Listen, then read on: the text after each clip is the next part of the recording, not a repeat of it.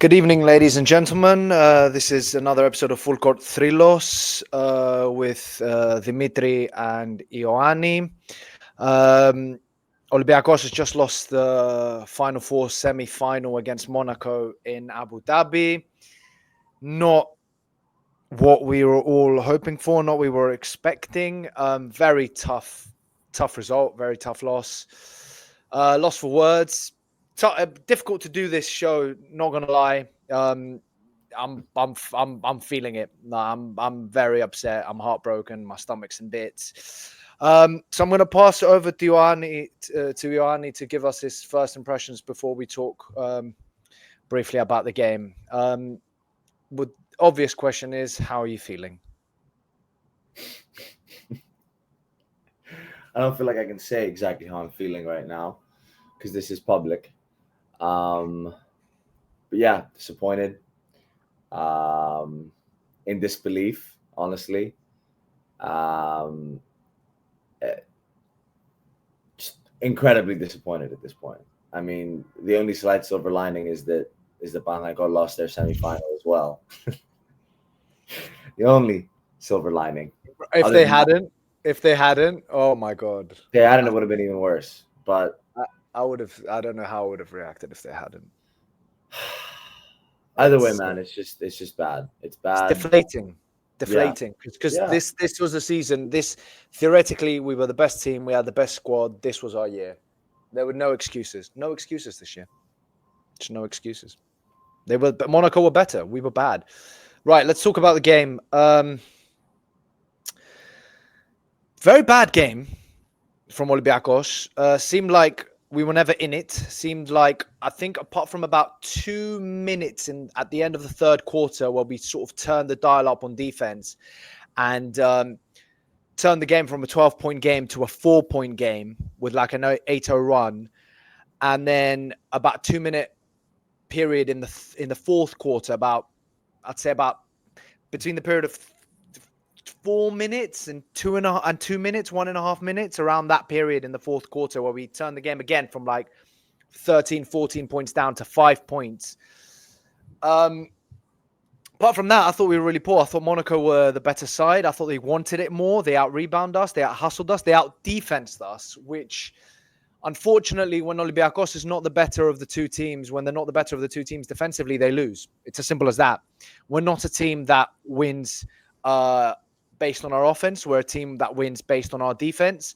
And just like game 3 in the playoffs against Real Madrid, if we don't defend and the other team defends better than us and is hungrier and they're more doggish in their defensive display, I think we lose. It's as simple as that. And Monaco were better defensively today. They swarmed our players. They did to Vezenkov what we did 2 years ago to James. Absolutely suffocated him. And if it wasn't for Evan Fournier having the game of his season for Olympiacos and sort of being the only one who understood what he needed to get done, if it wasn't for him, I think it would have been a blowout. We would have lost. We would have been embarrassed if it wasn't for him. That's my impression of the game. Do you agree, or did you see anything differently? I mean, I disagree with you. I don't think the problem of the game is our defense. I think we have been historically a team that wins off the back of our defense, but this year we've been a team that can comfortably win off the back of our offense because our offensive firepower was so strong this season. There were many games where we would. What I'm saying is when the other team is better defensively than us, like today, Monaco played a brilliant defensive game. And they shut us out, and it was as simple as that. We couldn't find a way in. That's the thing. But defensively, we conceded 78 points. You know, we averaged 86 on the season. We averaged 21 assists, and today we had 8, maybe. We usually, I think we won all our games that we kept teams under 80. No, if we kept them under 80, we won all our games, right? Yeah, we did. The problem was our offense. Bartzokas got out-coached by Spanoulis today. Spanoulis' defensive schemes on Vezenkov shut him out of the game completely. He didn't have completely. I've never seen that before. Like completely, star player being completely shut off. This is the first game of the season where he scored in single digits. So definition didn't score a 3. He scored 7 points the whole game. He was 0 for 6. And I think 4 of them were free throws, no? 3 of them. Yeah. He had a terrible game. And nobody else showed up either. Nobody else showed up. You expect, McKissick to give you something. You expect Vildoza to give you something. You expect Milutinov or Fal to give you. Milutinov gave you a little bit of something. In the first half. In the first half only. He didn't give you anything in the second. I think Goss gave you 12. Goss gave you 12, but Goss was 1 of 5 from 3. Yeah, but the rest of the team weren't good, bro. Goss being 1 for 5 from 3, I think he was our second best 3-point shooter after Fournier. Goss had a horrible game as well. Remember when they went on the run in the third quarter, Goss was the primary point guard and the offense wasn't running. I think Walkup was actually, despite his numbers, pretty positive in that as soon as he came into the game and he was subbed in for Papanikolaou and he was the primary ball handler, that's when we went on our little run and brought the 11-point game back down to 4. In that I disagree. That is what happened. Goss was. No, I know. But I think defensively, Walkup brought it. But I don't think we turned it around because offensively he did anything special. We turned it around because Fournier put the team on his back. No, we turned it around because Fournier literally just went, "Give me the ball, clear out." You watched the way our team was playing during that stretch. The reason why Fournier was able to do what he was doing is because the ball was actually moving. If you watch the period of time before that, Goss was bringing the ball up and the entire offense was completely stationary. Nobody was moving. There was no space for Fournier to do anything. He went on his run as soon as we started passing the ball, setting a couple of off-ball screens. There was ball movement. There was momentum. And that momentum enabled Fournier to get downhill, get to the rim. I think either way, none of this matters. Look, I'm going to say something for the first time today. I'm going to say it. I think what you're going to say, and I'm going to agree with you. I think you're going to say what I think. What are you going to say? I think Bartzokas has to go. Oh my! I don't think he has to go. I think he's going to resign. I think he's going to resign at the end of the season. I think he has to go. I think he was so stuck. This is the most stubborn game I've ever seen in my life. The fact that Vezenkov didn't come off at all. The fact that Peters didn't come on until the last 3 minutes. Yes, Peters didn't play well in the first 5 minutes in the first half when he played, but you need something different. They're clearly double teaming Vezenkov. Every time he touches the ball, there's 2 or 3 players. They're swarming him. You have to give something different. You cannot be playing with Vezenkov for that long. You cannot be playing with Ford that long. You need to bring on Moses Wright as a secondary center behind Milutinov in this game. You have to do things differently. You have to trust the rest of the team. The only thing that he did right for me was the fact that he took McKissick off. I can't believe I'm saying this. Everyone knows how much I like McKissick, but he was so bad that he couldn't have turned it around. That was the only right thing he did. McKissick came in, he turned the ball over twice. Yeah, within the first 30 seconds. I don't know whether it's about he should have taken Vezenkov off. Maybe he should have. I think I understand the point of view that says that if you're going to lose, you want to lose with your best players on the floor.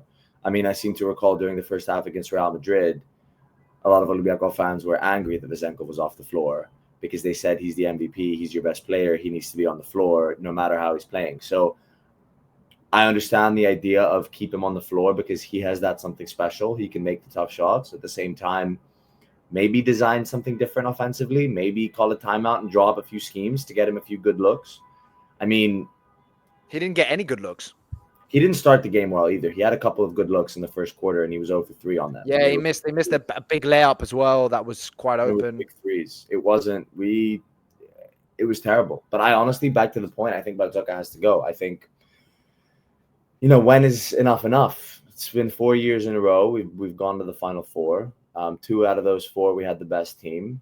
And every single time something has happened in a big game, and we've just frozen. And I've defended him my whole, the entire time he's been here. I love him. I love the basketball that we play with him.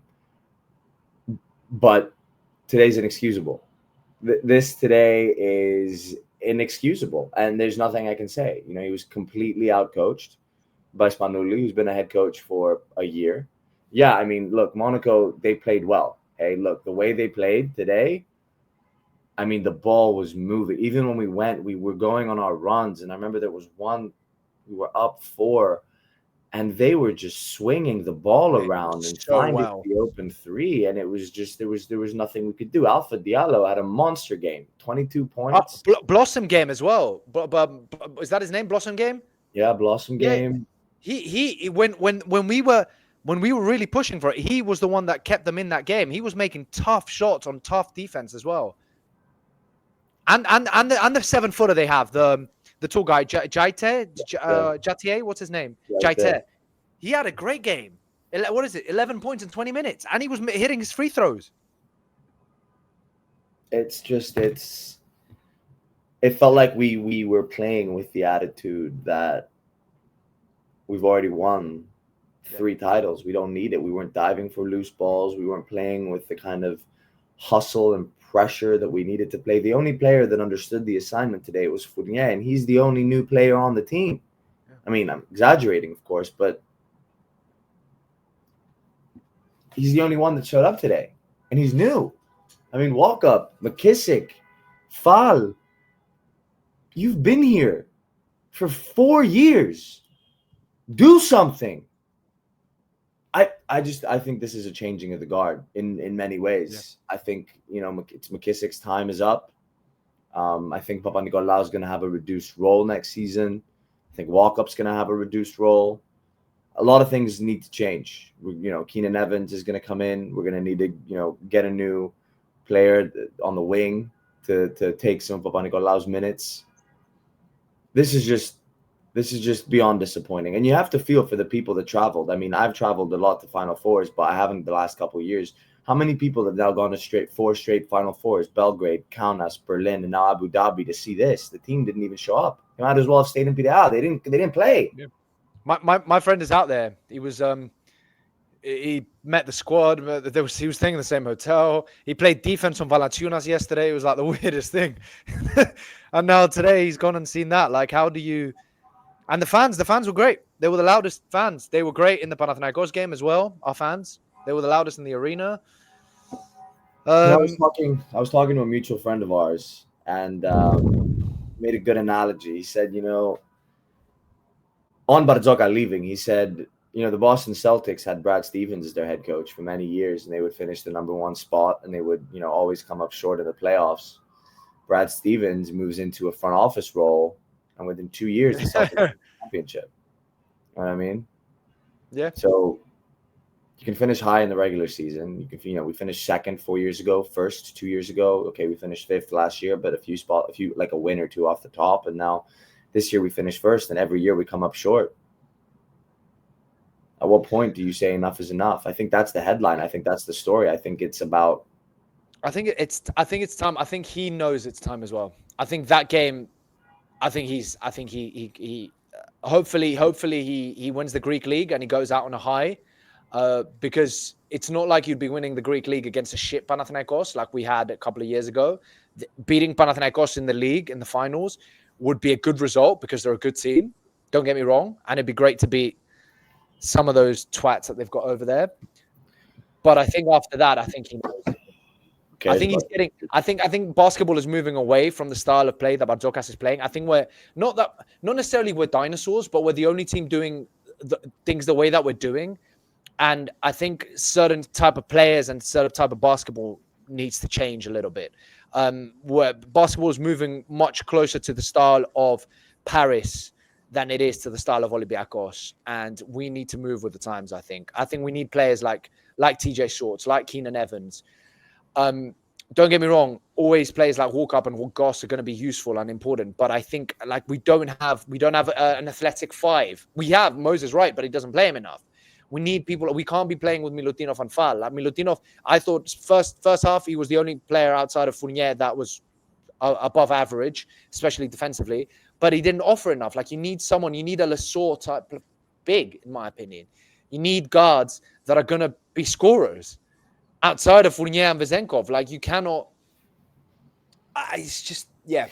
I don't know. I think there's a change. That's definitely a change, not just from the manager, but from the type of players that we have. Yeah, I don't know about the style of basketball necessarily. It's not that the style bothers me. It's more about if for a specific game you have to depart from that style. I don't see that happening. It's a rigidity and it's a lack of flexibility more than it is not playing. Because Ataman's style is not particularly modern either. Ataman plays a high pick and roll. What you're saying is correct. We're too rigid. We're not Too flexible rigid. enough. Too Yeah, but rigid. that's what I mean by style. We need to find alternatives, and we don't have that. We don't have a plan B. And you see the offense just sticking. And And our plan B today was give it to Fournier and hope to God. But it's not enough. It's not enough against big teams. It's not enough. This isn't, even in the NBA, Jokic can't do it on his own. It's not possible. If we had won the Final Four, on the back of Fournier's performance tonight, I think that might have been the best offensive performance anyone's ever had in a Final Four that I can remember in my lifetime. Even better than what Spanoulis did in London and Istanbul. Like, it's incredible. It was incredible, and it's a shame. can't talk about that now. You know what I mean? Doesn't matter now. Doesn't matter at all now. Right. Last thing before we go, because this is so difficult.